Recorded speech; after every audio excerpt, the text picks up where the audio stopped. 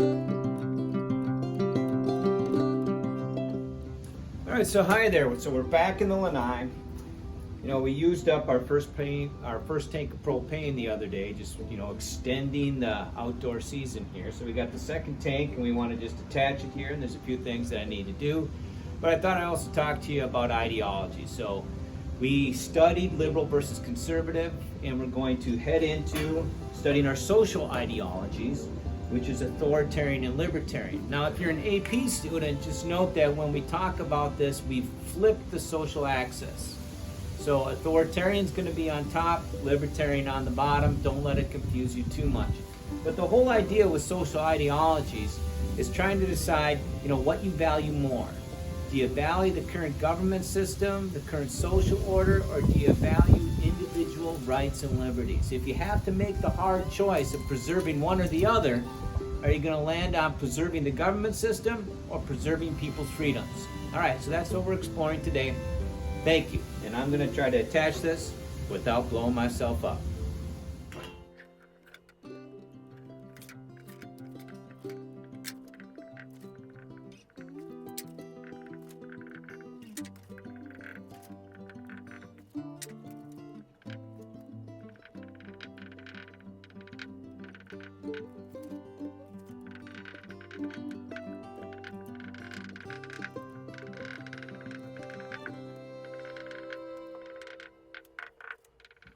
All right, so you can see that we've drawn our political compass on the board again. And in the previous video, we compared the definition of liberal to conservative, those economic ideologies. Now, just remember, on the economic spectrum right here, on this economic scale, you're going to find issues like minimum wage, you're going to find issues like taxes or universal basic income. You might even find the issue of equal pay between genders on that economic scale. Today, we're going to talk more about the social moral scale. Okay, and we're going to highlight and make visual the differences between authoritarian and libertarian. Now, issues that you would find on the social moral scale, the classic issue, of course, is going to be abortion, but you're also going to find euthanasia, the death penalty, and even like LGBTQ rights are going to be here on the social moral scale. All right, so let's get into the definitions. All right, so you should have already read the definitions of libertarian and authoritarian on the Start Here document. But just so we understand each other, I'm going to go through the criteria that we're going to compare authoritarian to libertarian on, so you kind of understand what I mean. So by government up here, we mean government involvement in your social moral life. How willing are you to let government define for you what is socially correct, what is morally correct? Okay? And then social order is the distribution of power and wealth, status throughout a society between groups. Some groups have power, wealth, and status, and some don't. Okay, now that is easier to understand if you think historically, like 1950s United States. The social order, those groups that had power, wealth, and status, are different than the groups today that have power, wealth, and status. So social order can change over time. But it's here because how much do you value the current distribution of wealth and power in society? Is it something that should be valued and preserved? Okay? Then we got traditional values. Now, traditional values are those values that the community holds in common. Okay, so it might be because of tradition, or it just might be a shared value throughout the community. Is it something that should be valued and preserved? Okay? And then we get the state. Now, the state is a complex understanding, but for our purposes, all you have to think of it as it is government plus the social order together. Okay, so the current distribution, power, wealth, and status, plus our current system of government together. Is it something that should be valued and preserved? Finally, down here, we got individual rights and liberties, and those you kind of have a basic understanding of. Your freedom of speech, your freedom to practice your religion, your freedom from unlawful search and seizure. Okay, individual rights, individual liberties. Okay, right there. All right, so as we progress through the definition of authoritarian and libertarian, we're just going to give you plus and minuses to get a basic visual understanding of how these two social ideologies are different.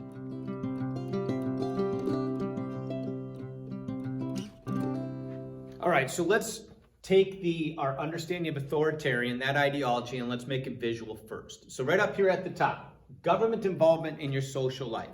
Authoritarians generally feel very positive about that. They see a role for government in your social life. It's government that's going to define for you what is correct action, okay? And it's going to make illegal what they believe to be immoral actions, okay? So government has a positive role to play in your social moral life. Now, the social order also is going to be something that's valued. An authoritarian looks out at the status quo, the current distribution of wealth between groups, the current distribution of status between groups, and says, yes, that is correct. That is how it should be, and it should be preserved. Okay? Now, traditional values, it's the same thing. They see those values that are held in common by the community, and they're like, that is good. Okay? And sometimes, now this is where we get into true, like when we get higher up here in true authoritarian land, is they see that shared value of the community, that traditional value, and they value it so much that they want it to become the law. Okay? So we see the role for government in an authoritarian's life. Okay, so in an authoritarian's life, that shared value, that value we hold in common, it's government's role to take that and make it the law. So everybody has to value that thing. And if they don't, they're going to get punished. Okay? We get down to the state. So this should be self-evident here. Okay? Because the state is a combination of the current government structure and the current social order. So do authoritarians value it? You bet they do. Okay? They value the state and they want to see it preserved. Now, this is where we get a little tricky. When we get down to individual rights and liberties. Because here's the question is, if government has all this power to preserve the social order, to preserve traditional values, to make them law, to tell you what is morally correct and incorrect, how much freedom do you have? Right, you have less freedom. Now, it's not that authoritarians don't like individual rights and freedom, but they are what we consider, they're wary of them. Okay? They find them concerning. There might even be a distrust of giving the people too much freedom. Now, specifically, the rights that authoritarians are most afraid of. So if you go to a true authoritarian country, you think, what rights do they immediately limit? You're right. We're talking about speech and press.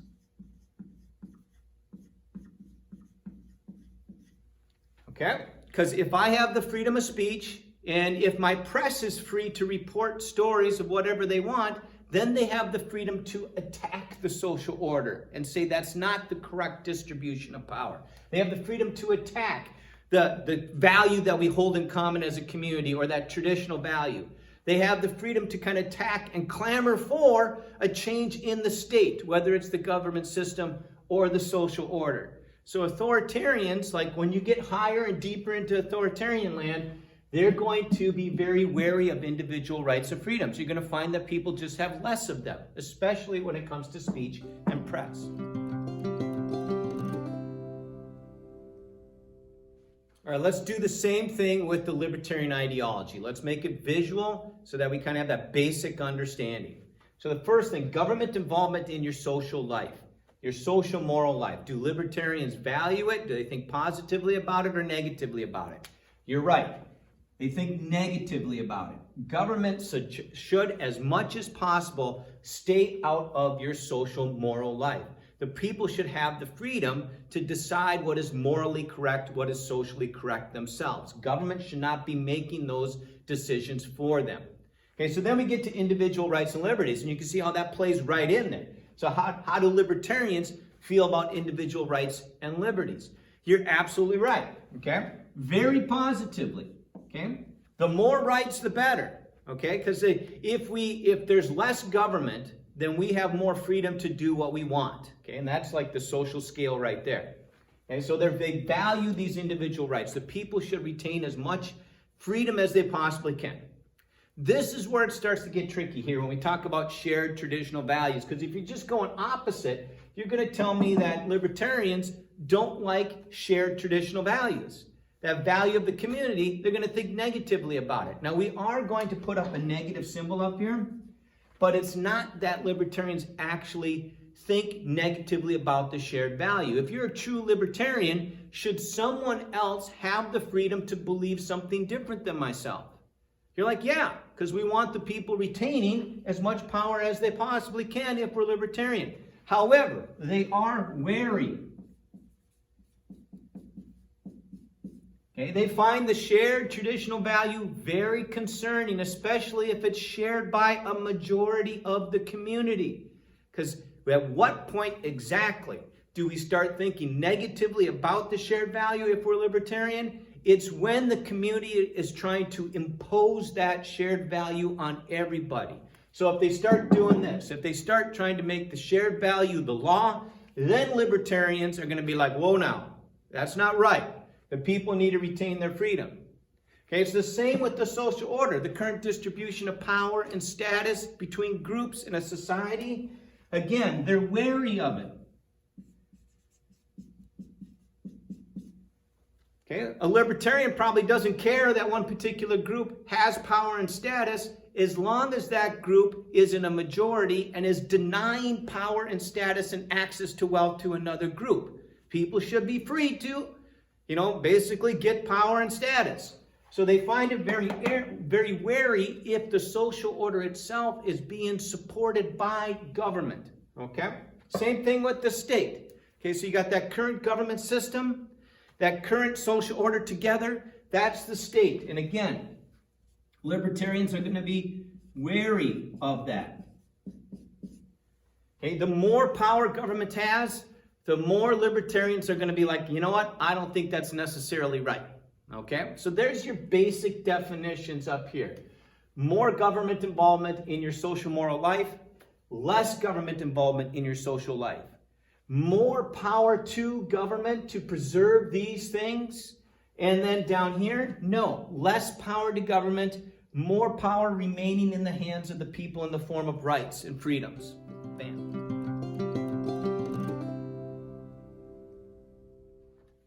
All right, so let's check your understanding just by talking about some specific issues. So the issue, let's start with the easy one, abortion. You got two positions on abortion. You got pro-choice and you got pro-life.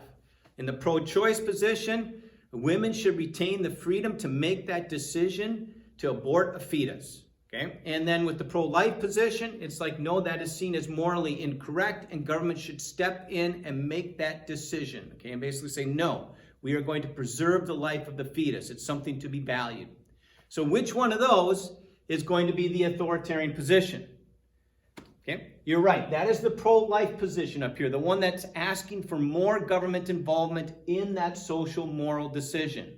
And then if pro-choice is going to be down here, it's a more libertarian position, one that's saying no, women should retain that freedom to make the decision for themselves. Same with euthanasia, okay, the right to die, being able to choose when you basically that you have a life-threatening illness and you're tired of life and you want to die, and maybe you get a doctor's help doing it. Okay, if you have the freedom to make that decision, if government's not involved in that decision, that's libertarian down here. If you're saying no, that's morally incorrect and we need government to ban and make sure doctors don't help patients, choose death, then you're up here in authoritarian land. Okay, now so death penalty also. Okay, that's to be another one that we could put on here. But let's do one that's a little more complicated. How about immigration? Right? Should people have the freedom to freely cross borders and just live where they want to? Okay, what would be the libertarian position on that? Okay, you're right. That is basically, if I'm libertarian and I'm talking about immigration, I'm probably free with people just coming across the border, especially if I'm way down here, right? So way down here in libertarian land, it's like, all right, people should just be able to live where they want. They should have the freedom to do so. Government should not be involved in that. Otherwise, no, if I think we need hard, severe borders and we should limit, people should not have the power to freely cross borders. I want government controlling the borders. That's a more authoritarian position. Now, the funny thing with immigration is you can also put it on the economic scale. Should I be free as a business owner to hire the employees that I want? All right, and if you're saying, all right, it would be easier for me and cheaper for me as an employer to hire immigrant labor, especially non-immigrant labor that might be in the country illegally, right? then, that's government out of my economic life. That's actually a conservative position, but we would never call it a conservative position in this country. This is where we get a little tricky, right? Okay? And if I'm like, no, okay, we need to make sure that, we're going to control who businesses can actually hire. And we're going to have government involvement in that decision of like how you produce goods and services, who you can hire. That traditionally would be considered a liberal economic position, okay? So it does get confusing because some issues can be both social or economic.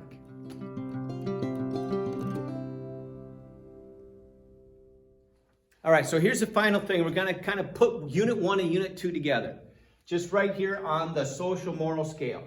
So you're probably understanding this. If I get in my car and I start driving north on the y-axis here, and I cross the origin point and I'm getting deeper and deeper and deeper into authoritarian land, you should recognize what is getting more and more powerful. Okay, you're right. Government is getting more and more powerful. What is getting less and less and less? People's freedoms. Until I get to a point where government has all the power and people have zero freedom. And those types of systems, now regardless of the actual government system, the extent of control over people we would refer to as totalitarian. So I'm hoping you can see this at the top of the screen here. But those systems that exist way up here, we would call totalitarian because of the extent of control government is seeking to have over its citizens. And that's a little bit scary. So I get in my car and I start driving south. Boom, boom, boom, boom, boom. And I cross the origin point and I get into libertarian land. And I'm going deeper and deeper and deeper into libertarian land. What is getting less and less? That's right. The power of government is getting less and less. What am I retaining more and more of for myself? My individual rights and freedoms, until I get to a point down here at the bottom where government has zero power. There's a complete absence of government. The people have retained their freedoms for themselves, all freedom. They have complete freedom to do whatever they want, however they want to do it, whenever they want to do it, and what do we call that? You're right, down here in way libertarian land, that's where we get this. Well, bam, okay? I wrote it up here so you can see it, but that's anarchy down here. And we know, the bad thing about anarchy is that we got no one protecting there's no one looking out for our safety except for ourselves. The nice thing about anarchy, complete freedom, right? However, people exercising their complete freedom can lead to an untimely death. All right, there you go.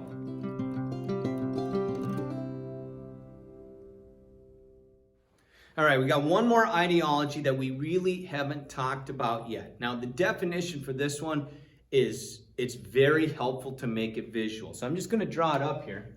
Okay, I like to do is just we'll see if I can make this look pretty. There you go. It's just kind of a dashed circle in the middle. And this is where I find my moderates. Okay? And the definition for moderate, if you read it, it looks like this. It is something that is in between liberal and conservative and may contain both. It is something in between authoritarian and libertarian and may contain both. The closer you are to the origin point, the more moderate your ideology happens to be. Okay, so that's where we find our moderates. That one's pretty straightforward.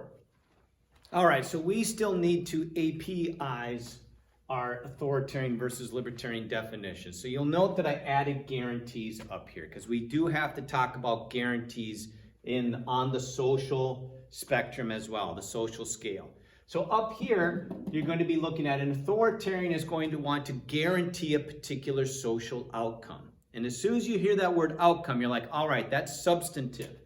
So authoritarians are in favor of substantive guarantees of a social outcome.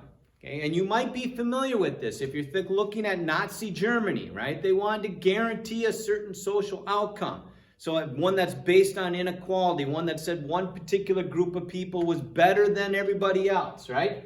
And if you get way up here into authoritarian land, you are talking about those fascist societies. Okay, but it doesn't have to be fascism as well, right? So a guarantee of a substantive guarantee of a social outcome could also be you're going to guarantee equality between groups of people.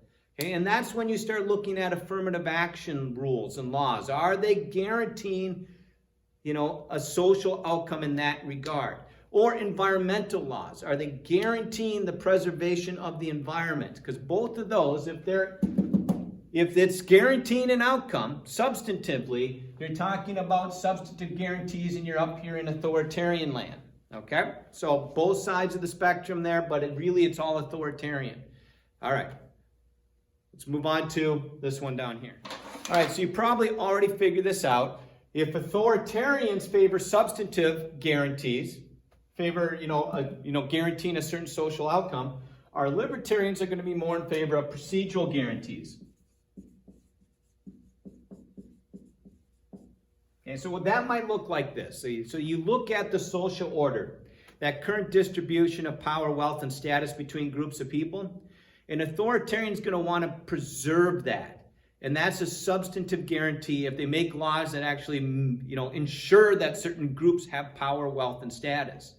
Now, your libertarian is not going to like that. They're going to want to make sure that there's procedures in place that everybody has a fair access to wealth, that everybody has a fair access to status, and a fair access to power.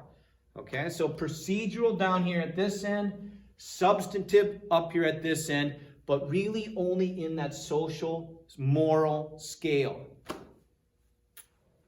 That's this. Next video, we're going to kind of move on to a different tool. It's called the flatline political spectrum. And unfortunately, that's the tool that we use here in the United States. People talk about ideology on a flat line. Okay? All right, we'll see you later. Bye.